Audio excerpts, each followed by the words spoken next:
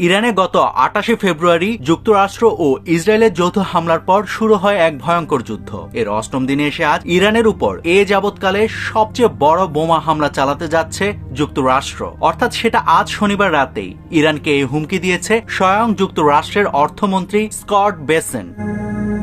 সংবাদ মাধ্যম ফক্স নিউজকে দেওয়া এক সাক্ষাৎকারে যুক্তরাষ্ট্রের অর্থমন্ত্রী এই হুঁশিয়ারি দিয়েছেন। বেসেন্ট বলেন, এই অভিযানের মূল লক্ষ্য ইরানের সামরিক মেরুদণ্ড ভেঙে দেওয়া। তিনি স্পষ্ট করে বলেন, যুক্তরাষ্ট্রের সেনারা ইরানের ক্ষেপণাস্ত্র তৈরির কারখানা এবং ক্ষেপণাস্ত্র উৎক্ষেপণ ব্যবস্থা বা লঞ্চারগুলোকে লক্ষ্যবস্তু করবে। তার মতে এই হামলার মাধ্যমে ইরানের সামরিক সক্ষমতাকে এমনভাবে গুঁড়িয়ে দেওয়া হবে যা আগে কখনো দেখা যায়নি।